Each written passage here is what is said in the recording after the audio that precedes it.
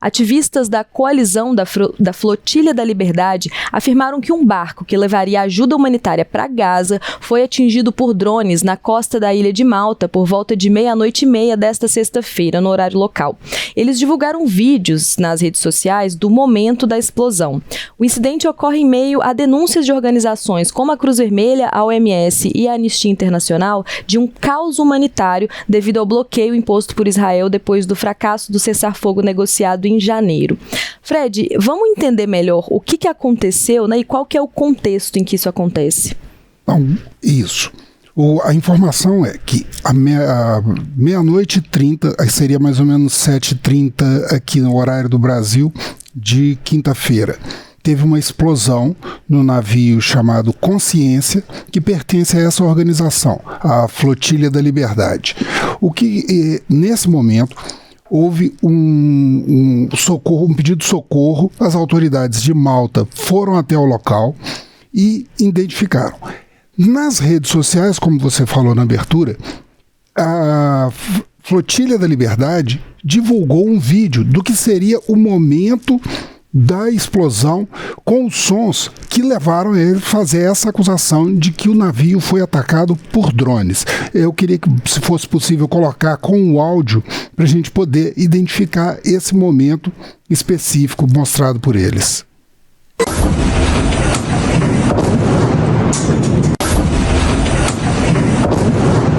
Você vê que o que acontece? Você escuta um barulho agudo, fino, inicialmente, depois uma detonação. Então, isso daí, segundo os organizadores, foi o motivo deles afirmarem que foi um drone. Depois eles, nas redes também, divulgaram que continuava a ameaça de drones na região. Há algumas discrepâncias das informações do que a organização falou, do que a Guarda Costeira de Malta informou. A organização afirmou que havia 30 pessoas de 21 países que estavam embarcando nesse navio para levar ajuda às pessoas em Gaza. O Socorro em Malta informou que havia 12 tripulantes e 4 civis. Ainda não temos a confirmação da veracidade de nenhuma das duas informações para poder dar sequência, né?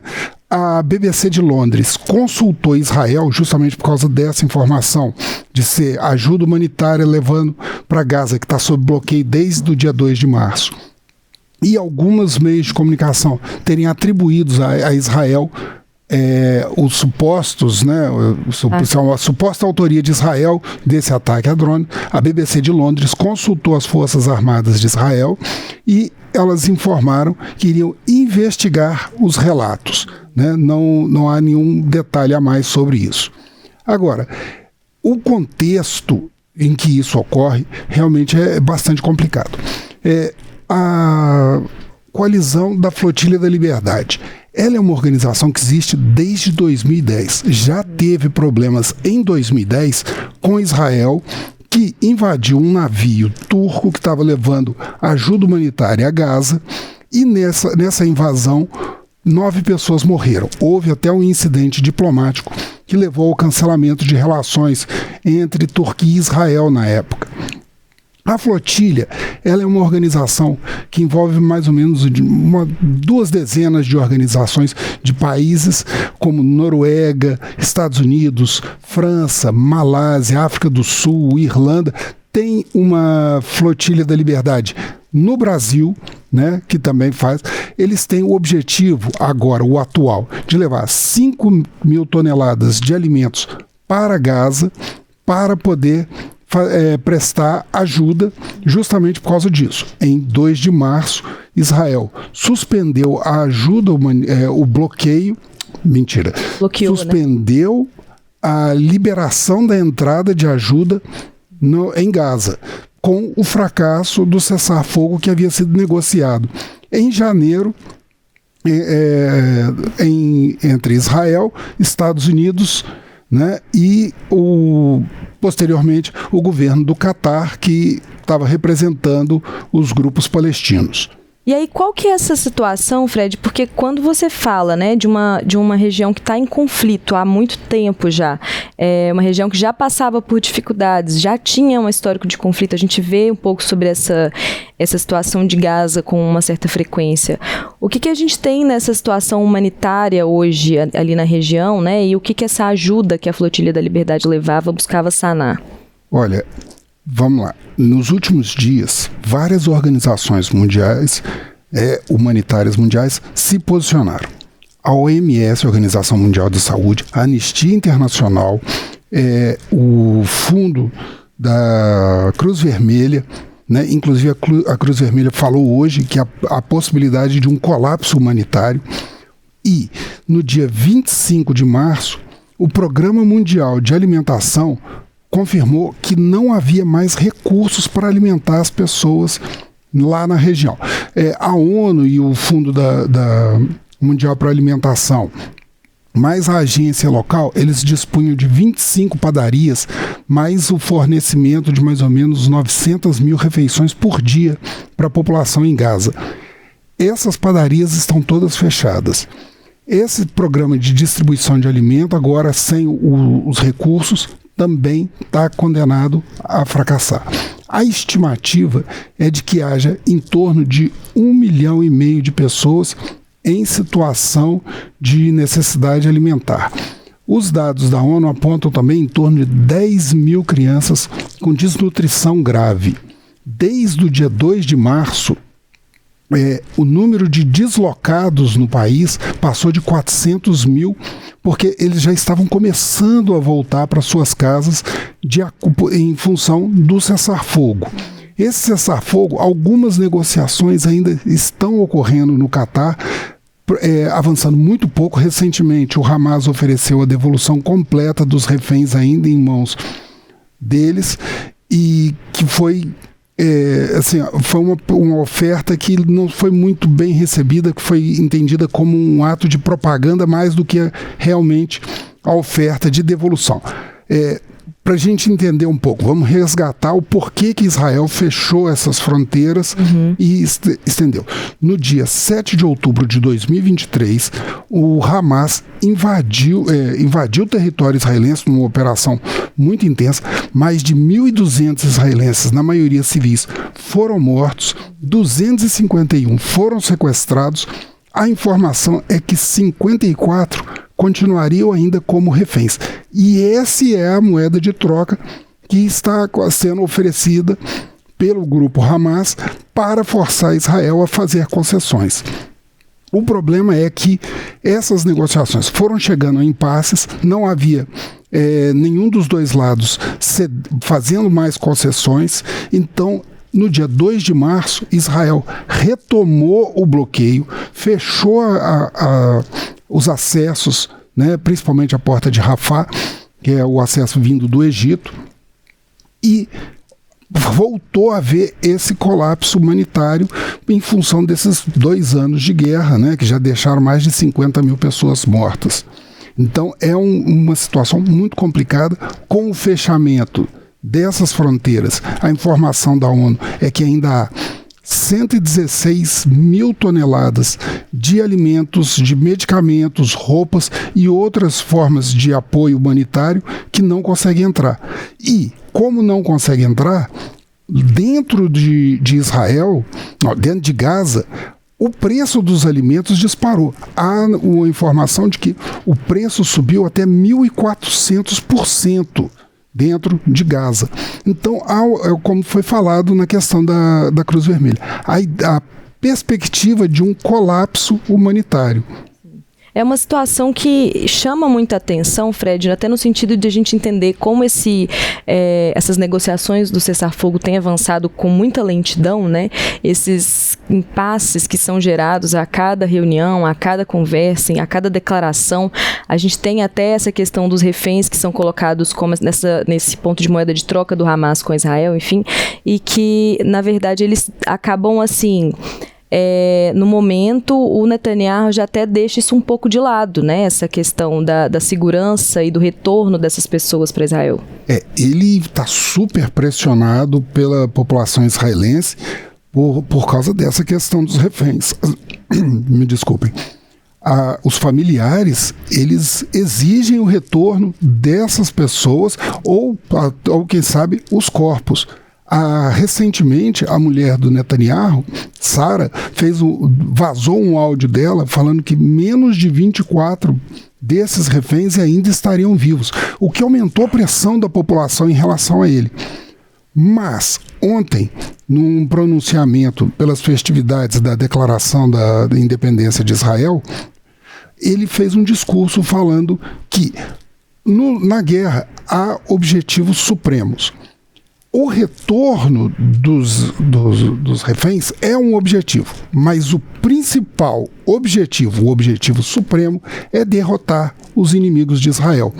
E isso é muito ele olhando também um outro lado, que é o lado da população, que ainda apoia ele.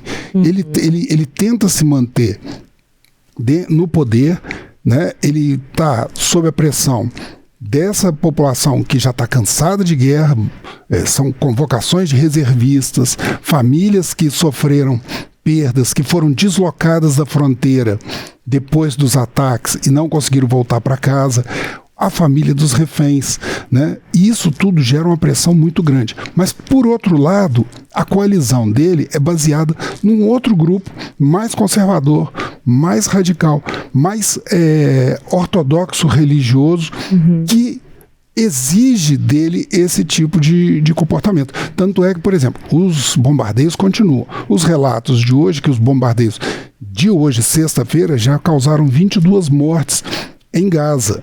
Né? Há também ações de Israel em outras áreas. Por exemplo, houve o bombardeio de Damasco ontem, se não me engano, ontem à noite, horário do Brasil, muito próximo ao Palácio Presidencial, né, para mandar recados com relação ao atual governo da Síria para que não apoie nem combata os aliados israelenses, que são os drusos, nem apoiem o Líbano, né, que abriga o Hezbollah, que também é um adversário de Israel.